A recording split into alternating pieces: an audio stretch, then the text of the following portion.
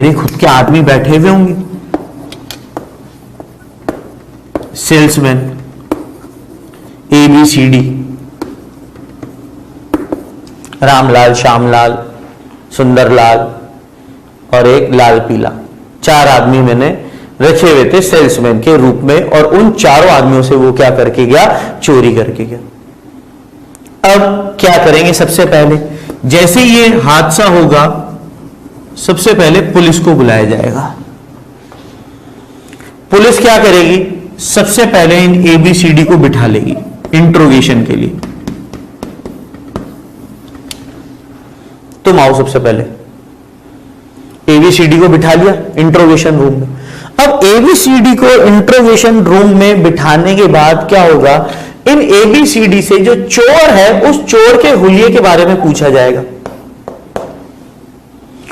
उस चोर का इनसे प्रॉपर्टीज लिखवाई जाएंगी, गोरा था, काला था, फेस का क्या स्ट्रक्चर था, बॉडी स्ट्रक्चर क्या था, वो सारी प्रॉपर्टीज क्या करेंगे, नोट डाउन कर लेंगे।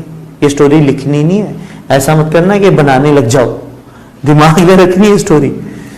सारी की सारी प्रॉपर्टीज चोर की A, B, C और D से नरेट करवा लेंगे। फिर उन प्रॉपर्टीज को देखकर उसका क्या करेंगे, एक स्केच ड्रॉ करेंगे। गोल चेहरा था, यहां से थोड़ा गंजा, पकौड़े टाइप नाक, बड़ी बड़ी आंखें, गंदे से दांत, कान का हुलिया, यहां से गंजा है, बाकी तरफ बाल हैं। गर्दन के बारे में बाकी की फिजिकल प्रॉपर्टीज बताई जाएंगी। काफी खुशी हो रही होगी ऐसा स्ट्रक्चर देख के, नहीं, चोर का मस्त सा। फेस पे राइट हैंड पे स्कार है, आंखें ऐसी हैं, आईब्रोज इस तरीके से हैं, जॉ लाइन इस तरीके से पैनी सी है, मूछें उसने ऐसी रखी हुई थी, दांत 2 टूटे हुए थे, दांत के बीच में एक दांत सोने का या चांदी का था, यहां पर कुछ बाल थे, यहां पर एक मोल हो रखा था, सर पे मस्सा हो रखा था। तो सारी प्रॉपर्टीज वो A, B, C और D वाले सेल्समैन से जुटाकर वो क्या करेंगे, एक मोस्ट प्रोबेबल स्केच तैयार करेंगे। किसका, चोर का। क्या ये चोर का रियल फोटो है, आपसे पूछ रहा हूं मैं, क्या ये चोर का रियल फोटो है? नहीं है, बट हां उसके रियल फोटो के साथ मिलता जुलता सबसे करीबी स्केच है कि नहीं है। अब मान लीजिए क्या करता, A से अलग, B से अलग, C से अलग और D से अलग अलग इंट्रोगेट करता तो प्रॉपर्टियां कुछ कुछ बता पाते। A कुछ प्रॉपर्टी बताता, B कुछ प्रॉपर्टी बताता, D कुछ प्रॉपर्टी बताता। अगर A से प्रॉपर्टी पूछने के बाद एक स्केच बनाते तो एक स्केच A द्वारा आ जाता, एक B की प्रॉपर्टी से आ जाता, एक C की प्रॉपर्टी से आ जाता और एक D की प्रॉपर्टी से आ जाता। 4 स्केच और आ जाते। पर वो चोर की कुछ कुछ प्रॉपर्टीज को ही डिफाइन करते, उसकी सारी प्रॉपर्टीज को मैक्सिमम एक्सटेंट पे कौन शो कर रहा है, ये वाला कंबाइंड स्केच। ये कंबाइंड स्केच जो है ये है रेजोनेंस हाइब्रिड, और ये जो बाकी के स्केच हैं जो कुछ कुछ प्रॉपर्टीज को बता रहे हैं, ये है अपने लिए रेजोनेटिंग स्ट्रक्चर।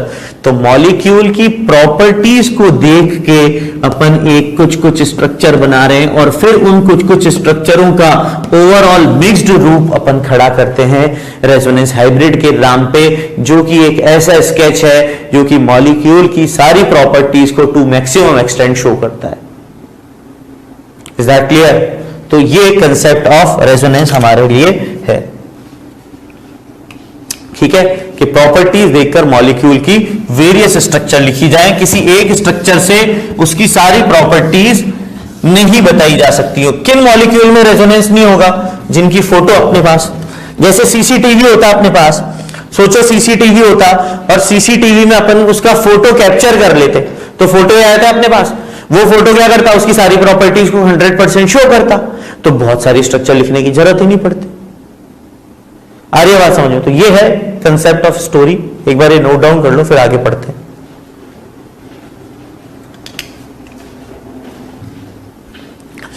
वैसी बात यहां पर है बेंजीन के साथ भी। अब कौन कौन से मॉलिक्यूल ऐसे होंगे जिनके अंदर रेजोनेंस हो रहा होगा, और हमें कैसे मालूम पड़ेगा? रेजोनेटिंग स्ट्रक्चर्स बनाना।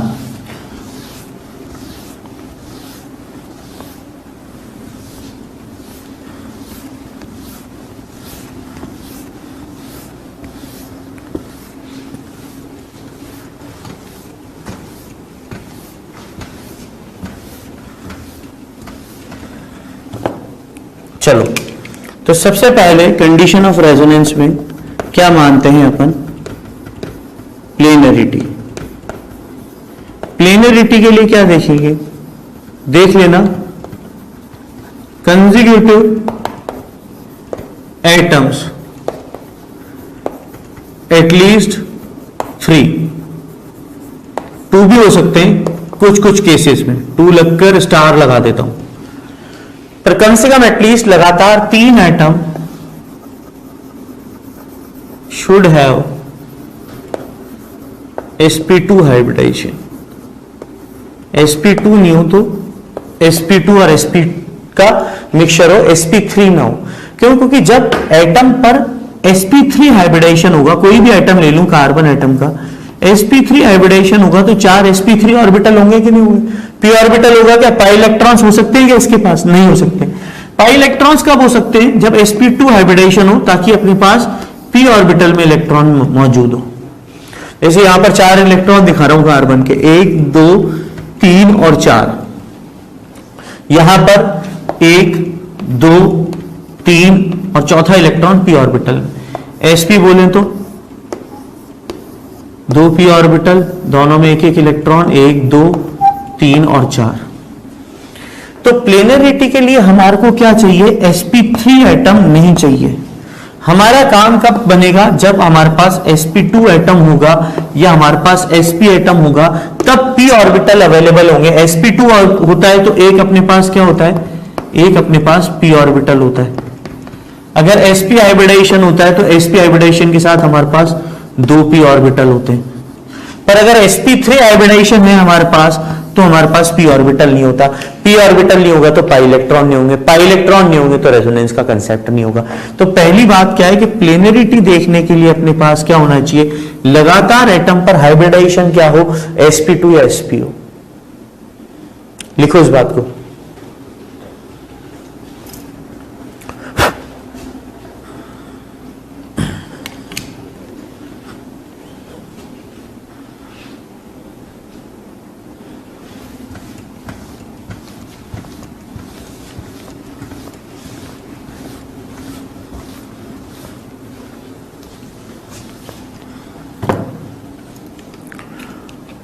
दूसरी बात जो है वो क्या लिखा था? कॉन्जुगेशन।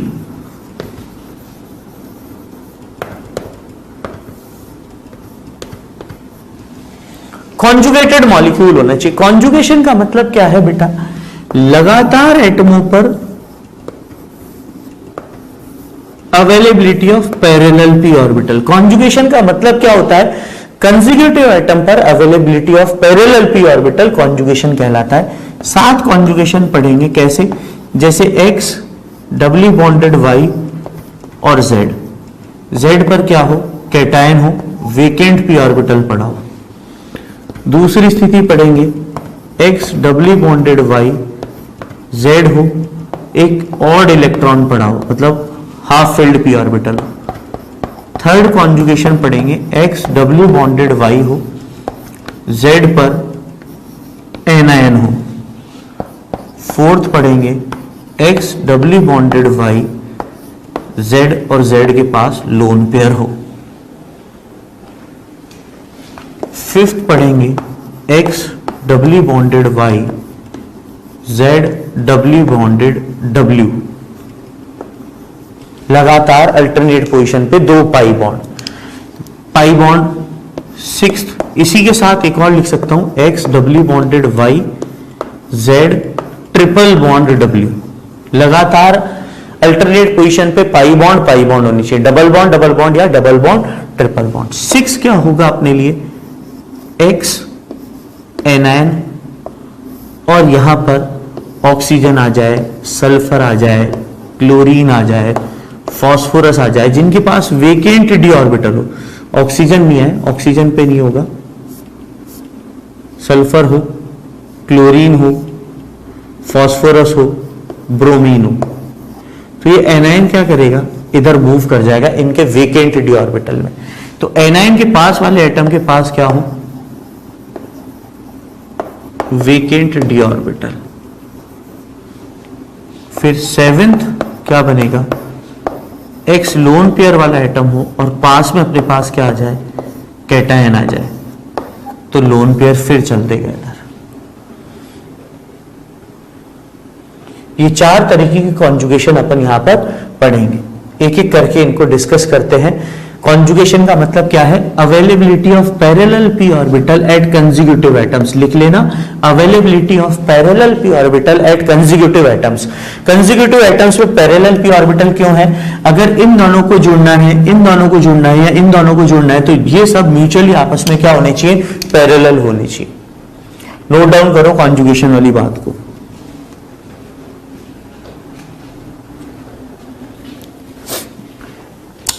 अब कॉन्जुगेशन किस तरीके से बढ़ेगा आगे, उस पर चर्चा चलेगी। एक एक करके इन सभी के एग्जाम्पल्स को लेकर समझेंगे रेजोनेंस को।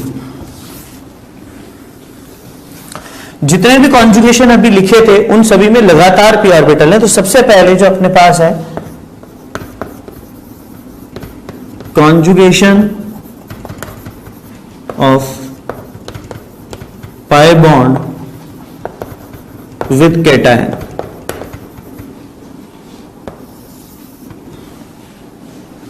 कैटायन के साथ कॉन्जुगेशन पर बात कर रहे हैं।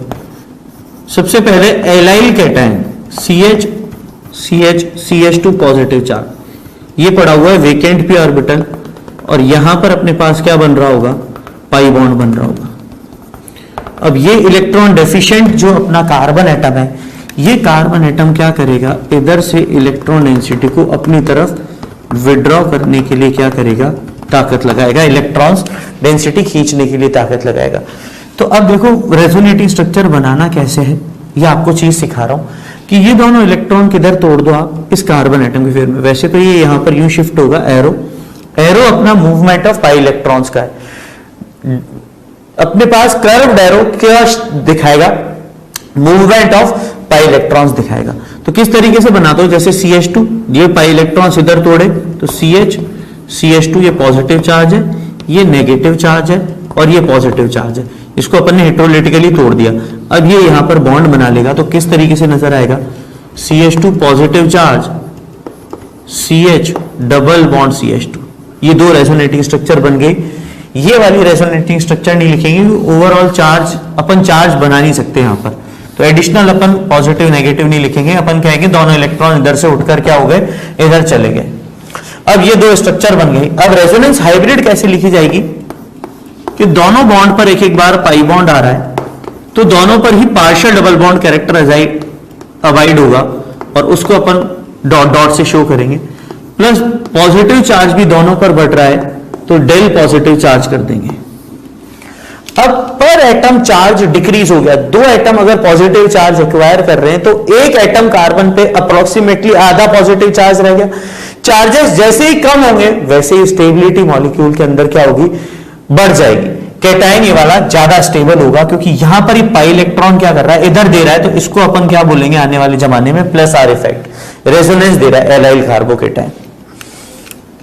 पहला एग्जांपल है। फिर CH2 double bond CH double bond CH और CH2 पॉजिटिव चार्ज, इसकी रेजोनेटिंग स्ट्रक्चर बनाते हैं। ये सेकंड एग्जांपल हो गया, ये फर्स्ट एग्जांपल हो गया। तो क्या होना चाहिए, पाई बॉन्ड और cation should be at alternate position. सबसे पहले ये वाला पाई बॉन्ड इधर चलाएंगे, इधर अपने पास रिक्वायरमेंट है, इधर 2 इलेक्ट्रॉन है, एक कार्बन का एक इस कार्बन का। क्या मिलेगा, CH2 डबल बॉन्ड CH, इस पर positive charge, CH double bond CH2। अब क्या होगा, अब ये वाला पाई इलेक्ट्रॉन इधर उठकर आ जाएगा।